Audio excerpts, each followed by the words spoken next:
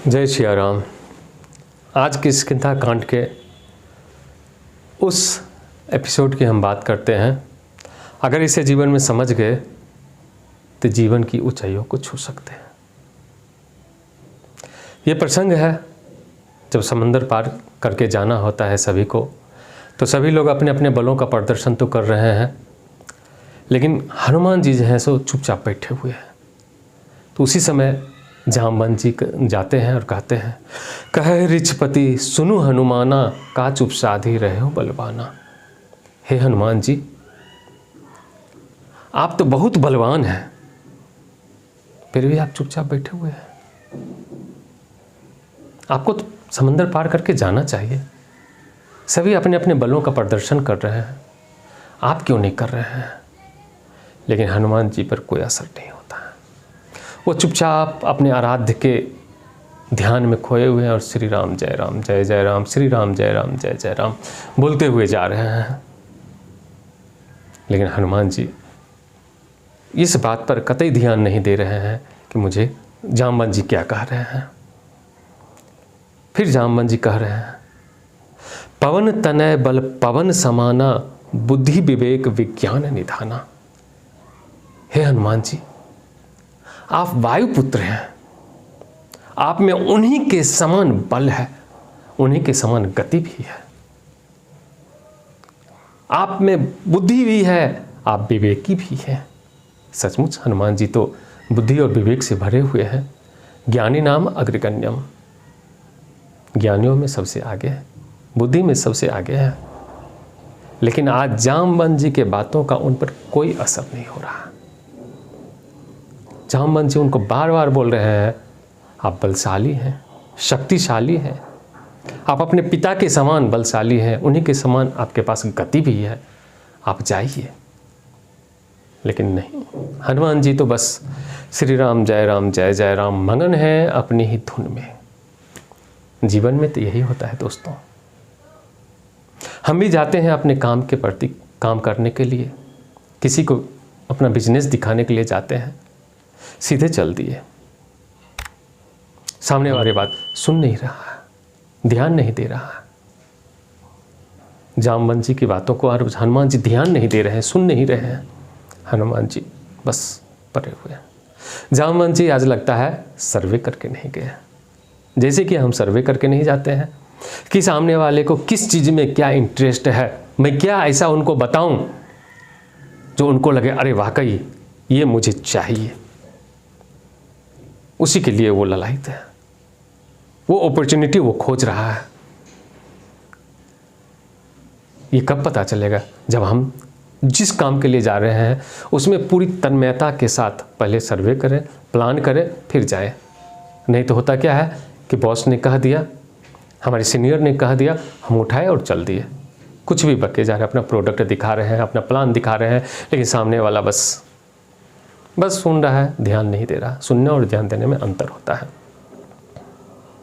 जामवंत जी क्या कहते हैं, कवन सो काज कठिन जग माही, जो नहीं होई तात तुम पाही। हे हनुमान जी, ऐसा दुनिया में क्या काम है जो आपसे नहीं होगा? सारा काम आप करके बैठे हुए हैं, सब कुछ कर सकते हैं आप, लेकिन फिर भी हनुमान जी जो है सो ध्यान नहीं दे रहे हैं, उनकी बातों का अनसुना कर रहे हैं। हम सामने वाले को बता रहे हैं कि आपकी कलम में वो ताकत है कि आप किसी भी मॉलिक्यूल के किसी प्रोडक्ट को नंबर 1 बना सकते हैं। आप में वो ताकत है कि किसी भी बिजनेस को आगे बढ़ा सकते हैं। आप में लीडरशिप क्वालिटी है, आप आइए हमारे साथ, इस अपॉर्चुनिटी को देखिए।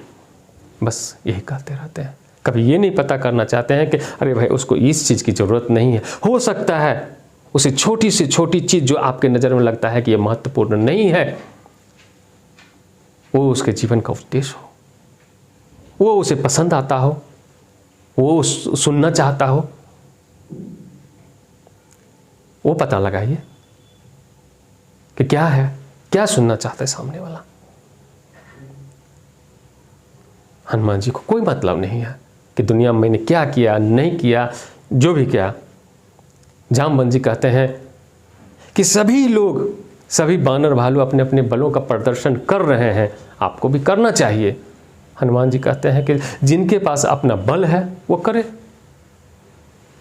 जामवंत जी कहते हैं तो क्या कि आपके पास अपना बल नहीं है, आप तो अतुलित बल धामम है।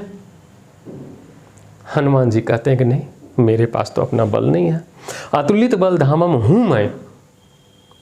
आप बताइए जामवंत जी, अतुलित कौन है, अतुलित बलशाली कौन है?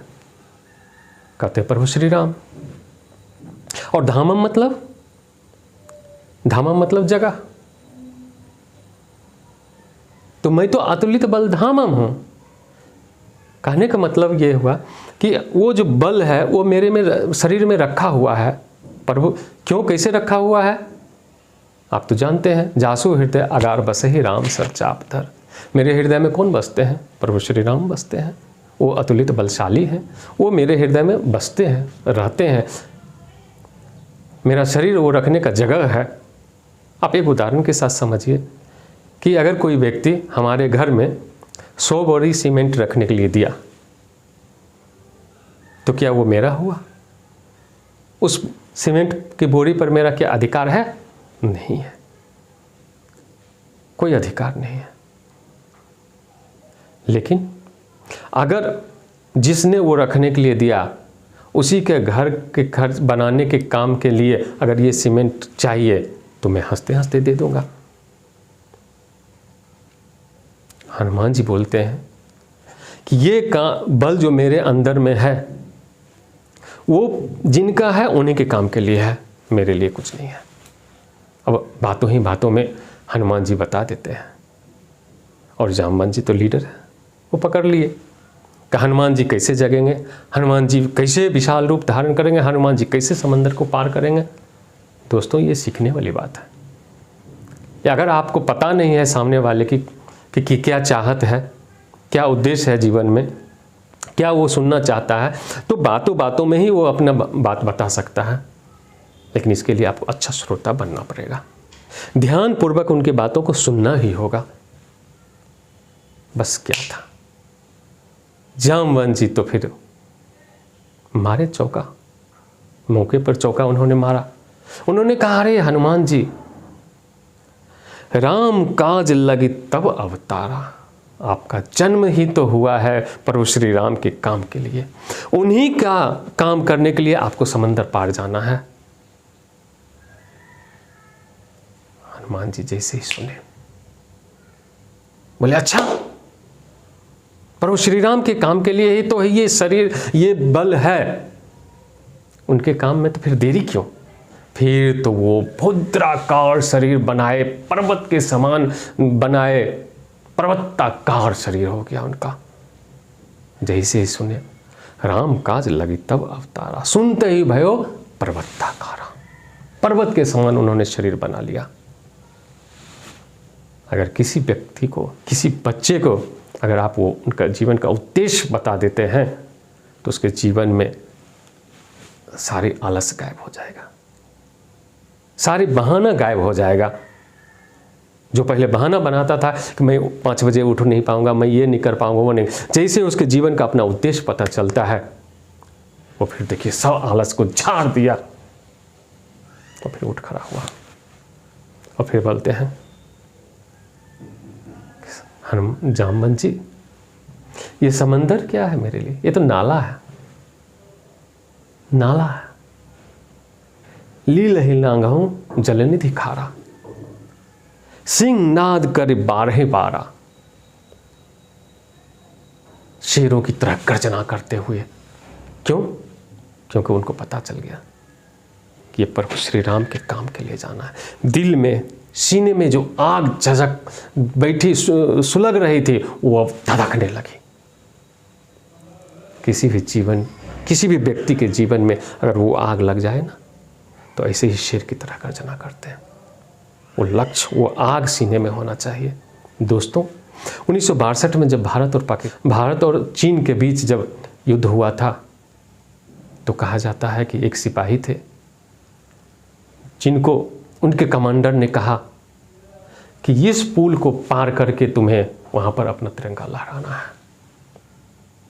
और कहा जाता है कि जैसे ही वो सिपाही आगे बढ़ा, उसके सीने में कम से कम 30 से 40 गोली आकर लगा, वो गिर गया।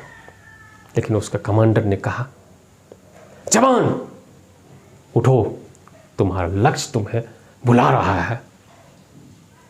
जैसे हनुमान जी को याद आया कि प्रभु श्री राम के काम के लिए ही तो जाना है, और जगह शेर की तरह चिल्लाना शुरू किए, चिंगारना शुरू किए, जय श्री राम। उधर वो सिपाही को भी लगा कि नहीं, वो लक्ष्य मुझे बुला रहा है। इधर हनुमान जी बोले जय श्री राम, उधर वो बोला भारत माता की जय। इधर हनुमान जी बोल रहे हैं जय श्री राम, उधर वो बोल रहा भारत माता की जय। हनुमान जी ऐसे उड़ते हैं, वो सिपाही भी खड़ा होता, तिरंगा लेता है और पुल पार करने लगता है। कहा जाता है कि उसके सीने, उनके सीने में कम से कम 100 गोली लगी थी। उसके बावजूद भी वो सिपाही पुल को पार किए और अपना तिरंगा लहराया। क्यों दोस्तों? सीने में वो आग, सीने में वो लक्ष्य।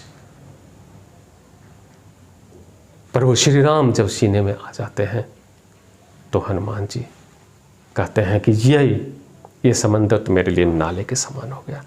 क्यों? क्योंकि बाबा तुलसीदास जी बताते हैं कि प्रवेशी नगर कीजे सब काजा, हृदय राखे कौशलपुर राजा। आप कहीं भी जा रहे हो, किसी भी उद्देश्य की प्राप्ति के लिए जा रहे हैं, तो सीने में प्रभु श्री राम को रखिए। क्या होगा रखने से? सीने में प्रभु श्री राम रहेंगे तो क्या होगा? सीने में आपका लक्ष्य रहेगा, आंखों के सामने आपका लक्ष्य रहेगा तो क्या होगा? बोले प्रभु श्री राम जब सीने में रहते हैं ना, तो गरल सुधारी पुकरहि मिताई, गोपद सिंधु अनल शीतलाई। प्रभु श्री राम अगर सीने में लेके चल रहे हैं तो आपका कोई भी उद्देश्य, कोई भी समस्या जो है ना, वो छोटा हो जाएगा। कैसे? जैसे बता रहे हैं कि वो बड़ा बड़ा विशाल समंदर भी जो है, समुद्र जो है, वो गौ के खुर के समान हो जाएगा। और समस्या रूपी आग जो आपको तपाता है, बाधाएं देता है, दोस्तों, वो आग भी, वो समस्या भी आपके लिए सहायता के रूप में आ जाएगा। वो आग तपन नहीं, शीतलता प्रदान करेगा। अगर आपके सीने में प्रभु श्री राम है तो। उस सिपाही के सीने में वो धड़कती आग थी कि मुझे पुल पार करना है, तो वो पुल पर लगी कितनी भी गोलियां उनको दर्द नहीं दे रहा था। उन्होंने पार किया। सीने में श्री राम, हर काम आसान। फिर हनुमान जी कहते हैं कि इतना नहीं जामवन जी, आप कहें तो मैं लंका को पर्वत सहित उठाकर ले आऊंगा और रावण को पटक पटक के मार दूंगा। लेकिन बाहर है हनुमान जी, अगर विनम्रता सीखनी है, जोश में भी होश कायम रखना है, तो हनुमान जी से सीखिए कि कैसे जोशीले होते हुए भी होश में रहा जाता है, कैसे खूब अतुलित बलशाली ताकतवर होते हुए भी अपने बड़ों का, अपने अनुभवों का सम्मान किया जाता है। यह हनुमान जी से सीखिए। वो पूछते हैं जामवंत जी से कि जामवंत मैं पूछूं तो ही उचित सिखावन तीजो मोहि। इतना के बावजूद भी अगर कोई उनके जगह होता तो जामवंत जी से पूछते नहीं, बोलते मैं तो जा रहा हूं, आपसे क्या पूछना, जो मर्जी मैं करके आऊंगा। लेकिन हनुमान जी तो हनुमान जी है। फिर जामवंत जी कहते हैं, इतना करहूं तात तुम जाई, सीत ही देखी कहूं सुधी आए। आप सिर्फ जाइए, सीता माता का पता लगाइए और आ जाइए, बाद बाकी सारे काम हमारे प्रभु श्री राम कर लेंगे। बस इतना जाना है। तो दोस्तों, जीवन में रामचरितमानस की चौपाइयों से हमें बहुत कुछ सीखने को मिलता है। आप अध्यात्म से जुड़िए, ये इसमें अध्यात्म की गहराइयों में, रामचरित की मानस की गहराइयों में उतरिए, आपको मोती ही मोती मिलेगा जीवन को सुंदर बनाने के लिए। ठीक है, आप अपना सब्जेक्ट पढ़ रहे हैं, सारा चीज़ पढ़ रहे हैं, लेकिन अध्यात्म से जुड़िए, जीवन को इतना सुंदर बनाएगा, फिर कल्पना नहीं कर सकते हैं कि कितना आनंद आएगा अध्यात्म से जुड़कर। एक बार तो जुड़िए। जय सिया राम।